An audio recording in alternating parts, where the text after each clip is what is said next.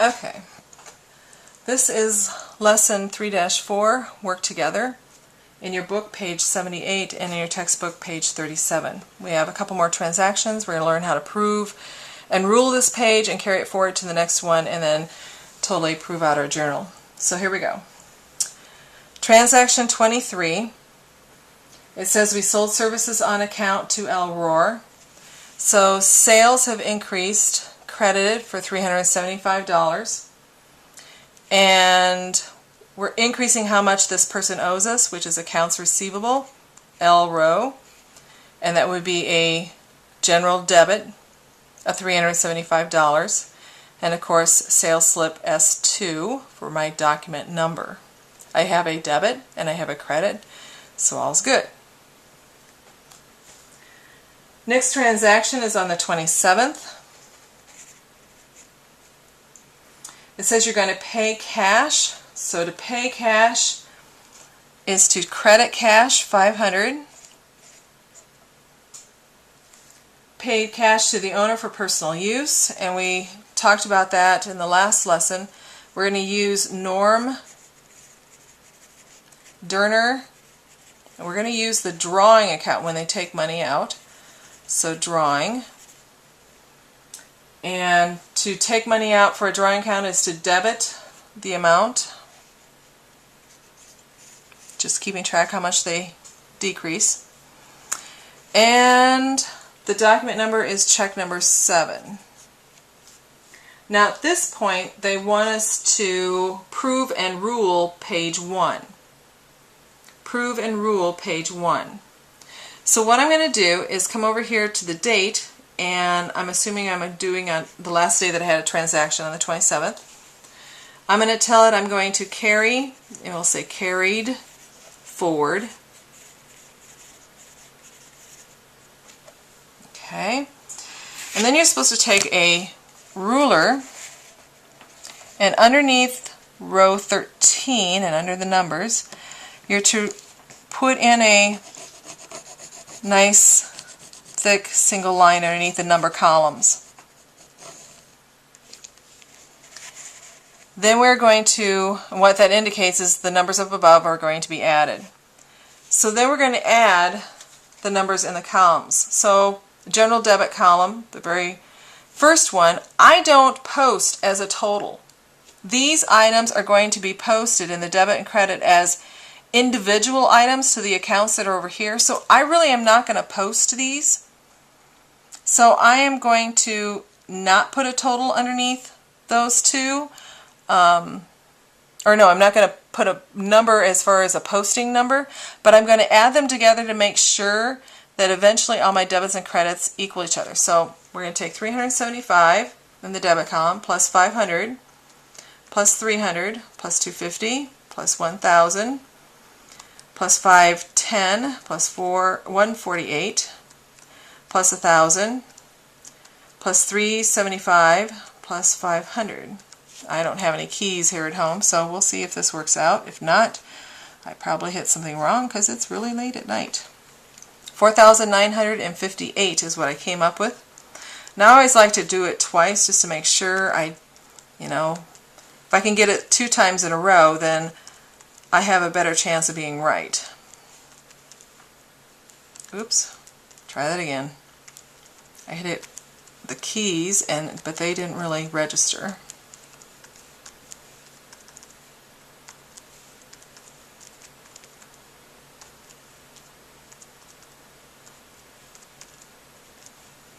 Yep, I got it the second time. Okay, then the next column, 1,500 and 255. 1,755. The next column would be 2,500 plus 510 plus 375. 3,385. 0 cents, obviously. 1,500 for cash debit, 2,500 and 255. So this would be 4,255. And the last column, 375 plus 500, plus 300, plus 250, plus 1,000, plus 148, plus 1,000, plus 500, 4,073. Okay, I'm going to add that again. 375, and then 500 and 300 is 800, and then 1,250, and 1,148, and 500. Yep, 4,073. Now, we want, do we have a form at all on the next page? Sometimes, yes we do. Okay. Sometimes we get these forms to fill out. Alright, on the next page, to prove cash, this is page 1. And right here it says we are proving cash for page 1. And I should probably stand. Yeah, I think you can see that. Where it says general or debit columns general, I want to put in the total, 4,958. And the cash's debit column total was 4,255. I'm going to go over to the credit column total. General is 1,755. Sales credit was 3,385. And my cash credit was 4,073. So now if I add those columns, so I'll take 4,958 plus 4,255. I get 9,213. And the credit columns, 1755, 3385, 4073. I get 9,213 as well. When my debits and my credits equal, then I can say that I've proven that that is correct. So I'm going to take and put my first page back. When it's proven, what you do is you take a straight edge and you make a double rule line. So I'm going to go across all the columns. I'm going to go back down one just a little bit more, and I'm going to make a double line. And when you see a double line, that tells you that it's in balance. Now, I'm not going to post any of these totals here, so I'm going to put a check mark in the post reference column. Then I'm going to start my next page. Let's see if I can manipulate these things here. With the numbers that I have from the previous page. So this next page would be page 2. It's April. Yeah, it's April 27th. So I have to put the month and the day in. And since I'm starting a new sheet, I have to put 2012 above April. This in the account title column, I'm going to put in where it says brought forward.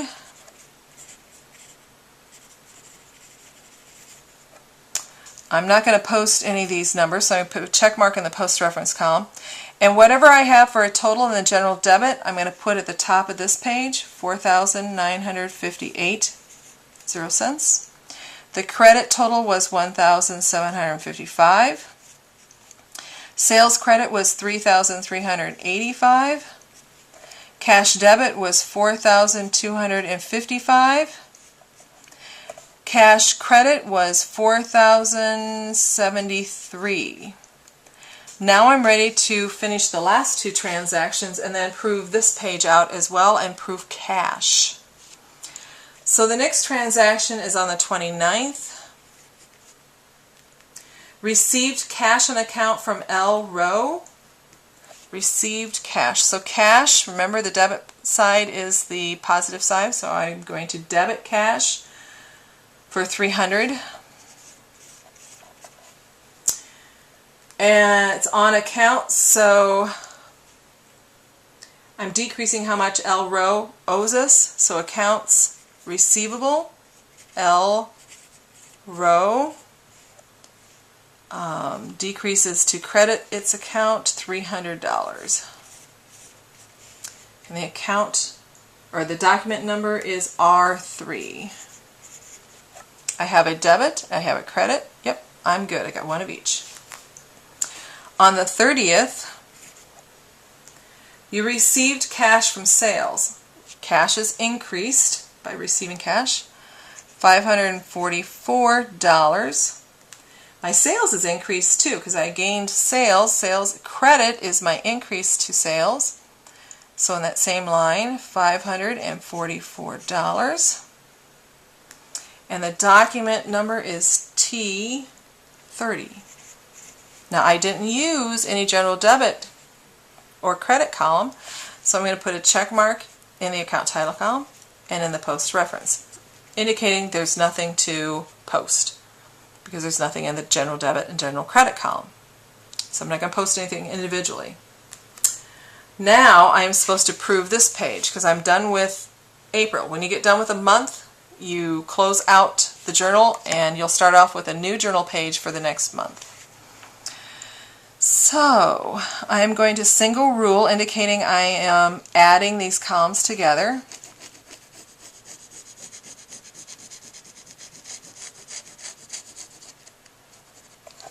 I have a soft table. Everything's going right through it. Okay. I didn't add anything to general debit, so I can just carry that number down, 4,958. I can easily add the general credit column, so I have 2,055. And in my sales credit column, I should be able to add that as well, 893, so 3,929. Cash credit, I'm going to skip one, carry that number down, 4,073. And I might be able to add this cash debit column. Let's see, the last number is 9, next to last is 9, 8, 10. So 5,099, 0 cents. Now before I can rule that at all, I need to check its I need to prove cash. So let me move this down. Oh, can't grab it.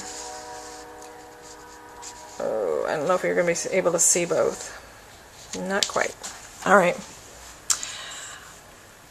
General debit total column was 4,958. Cash debit total was 5,099. General credit total was 2,055. Sales credit total was 3,929. Cash credit was 4,073. So if I add those two columns together, so 49.58 and 50.99, I get $10,057. And the other column, 2,055, 3,929, and 4,073. Once again, I get $10,057. My debits equal my credits, so I have proved that I have things that equal out.